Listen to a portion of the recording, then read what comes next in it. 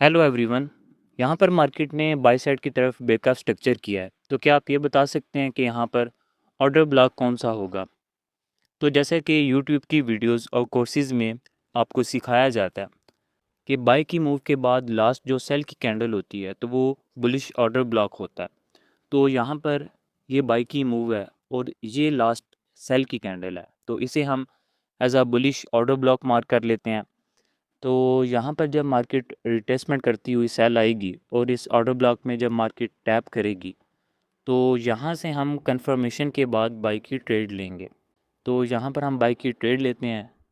यहाँ से मार्केट अब रिजेक्ट होगी, यहाँ से मार्केट थोड़ा बाई भी जाएगी, लेकिन अगेन यहाँ से मार्केट सेल आती है और यहाँ पर इस ट्रेड का एसएल हिट कर देती है और इस लेवल तक मज़ीद आगे मार्केट सेल आती है और यहाँ से आगे मार्केट अपना बाय ट्रेंड कंटिन्यू करती है।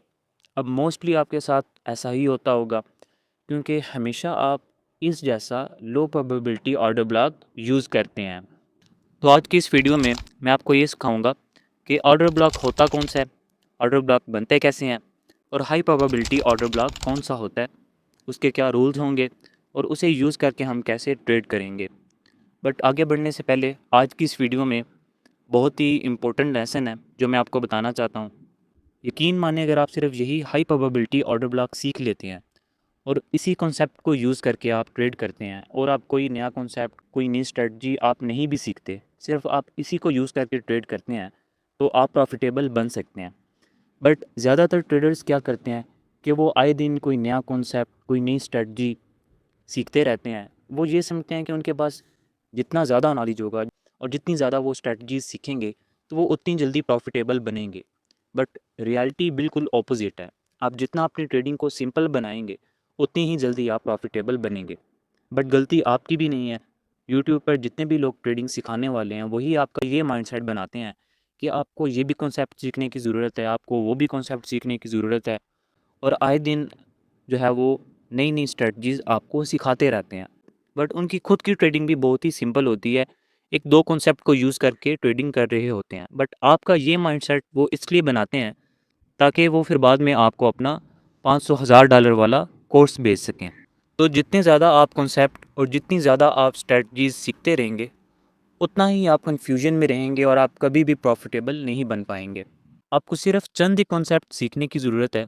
सीखने के बाद उन कॉन्सेप्ट को अच्छे से बैक टेस्ट करना, मास्टर करना, तो उन्हीं कॉन्सेप्ट को यूज़ करके जब आप ट्रेड करते रहेंगे तो आपकी खुद की एक स्ट्रेटजी बन जाएगी, आपका खुद का एक सिस्टम बन जाएगा, फिर आप प्रॉफिटेबल बनेंगे। बट ये तब होगा जब आप अपने कंफर्ट जोन से बाहर निकल कर काम करेंगे। तो अभी चलते हैं अपने टॉपिक के ऊपर। तो हमारा पहला टॉपिक है कि ऑर्डर ब्लॉक होता क्या है। An order block is a specific area that represents an accumulation of large orders.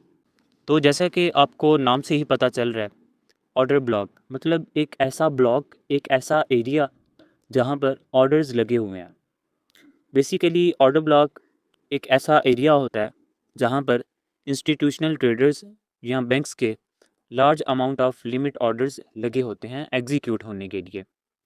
एक बाई की मूव के बाद जो लास्ट सेल की कैंडल होती है वो एक बुलिश ऑर्डर ब्लॉक होता है, और सेल की मूव के बाद जो लास्ट बाई की कैंडल होती है तो वो बिरिश ऑर्डर ब्लॉक होता है। तो सिंपल ऑर्डर ब्लॉक तो यही होता है। बट आज हम हाई प्रोबेबिलिटी ऑर्डर ब्लॉक के अबाउट सीखेंगे।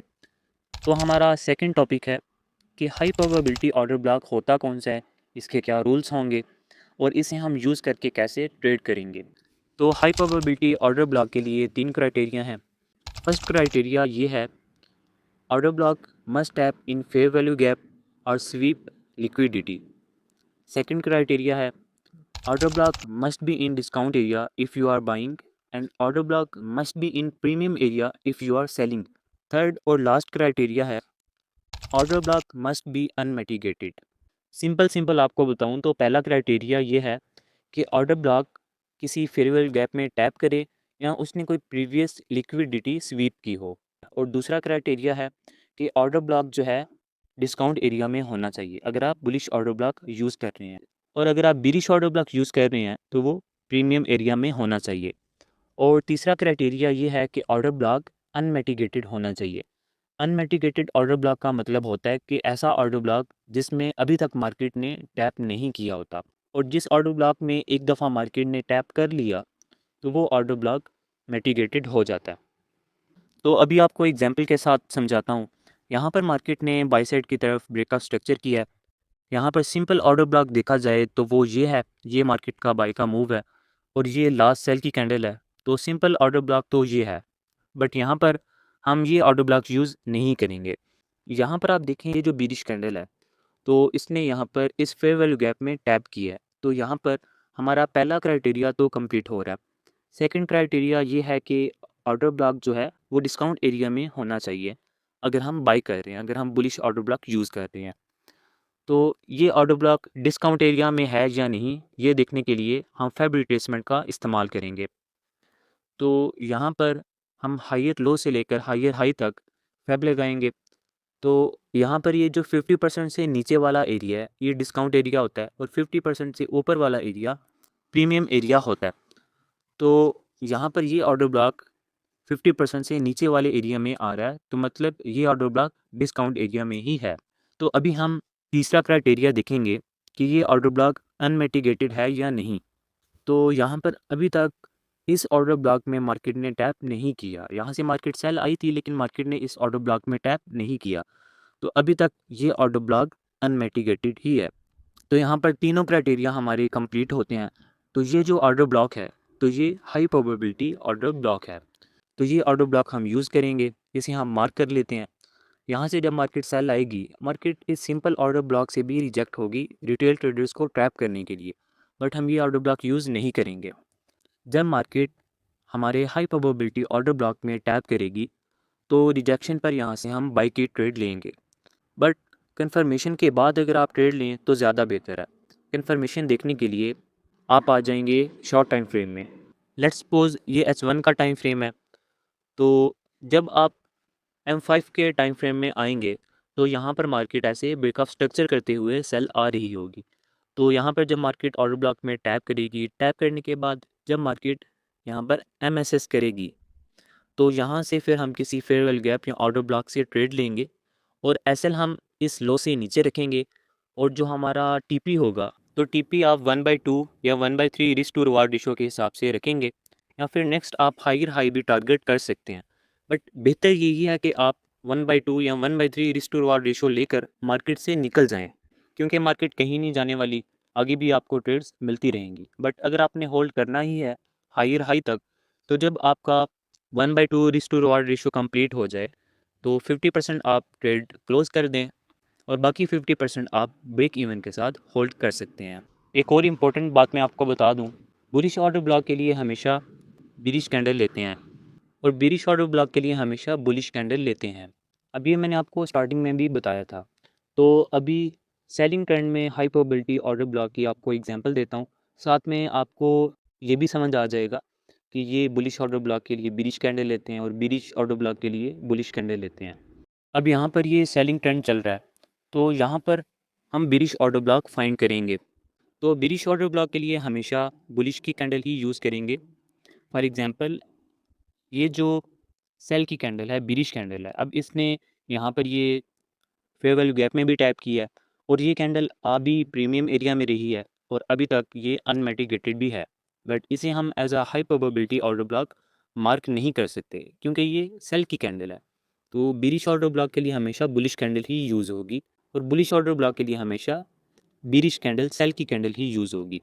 अब ये जो यहाँ पर बुलिश कैंडल है, तो इसने यहाँ पर ये प्रीवियस लिक्विडिटी स्वीप की है। तो पहला क्राइटेरिया तो यहाँ पर कंप्लीट हो गया। यहाँ पर इसने फेयर वैल्यू गैप में टैप नहीं किया बट लिक्विडिटी स्वीप की है। तो यहाँ पर हमने सेल करना है, बिरिश ऑर्डर ब्लॉक यूज़ कर रहे हैं, तो हम ये देखेंगे कि ये प्रीमियम एरिया में है या नहीं। तो यहाँ पर हम फेब लगाते हैं हायर लो से लेकर लोअर लो तक।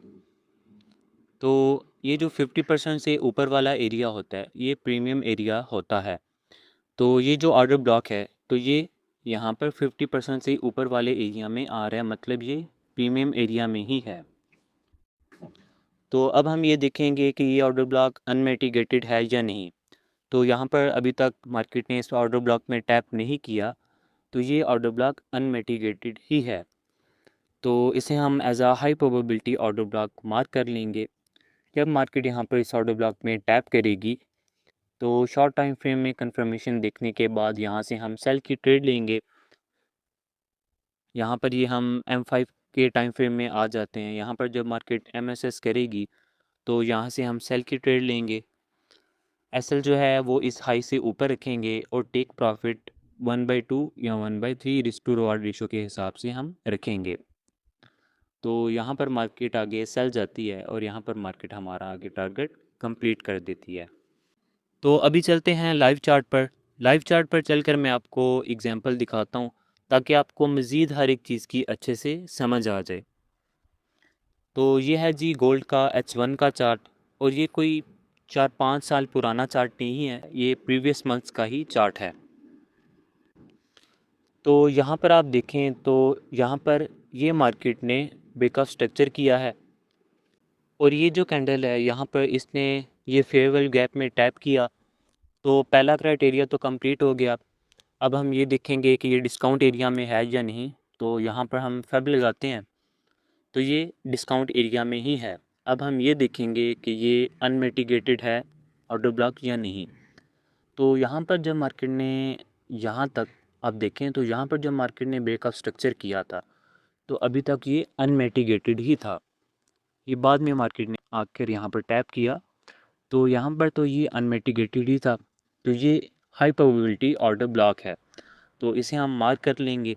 तो यहाँ पर जब मार्केट ने इसमें टैप किया, यहाँ से मार्केट रिजेक्ट हुई, हमने लोअर टाइम फ्रेम में कंफर्मेशन के बाद यहाँ से बाई की ट्रेड लेनी है। तो यहाँ पर मार्केट ने इस ऑर्डर ब्लॉक को रिस्पेक्ट किया और यहाँ से आगे एक अच्छा बाय का मूव दिया।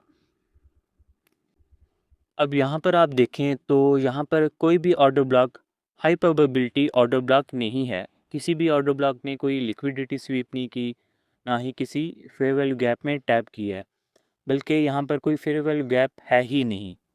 तो यहाँ से जब मार्केट सेल आती है तो मार्केट इनमें से किसी भी ऑर्डर ब्लॉक को रिस्पेक्ट नहीं करती, क्योंकि ये सब order block simple order block हैं।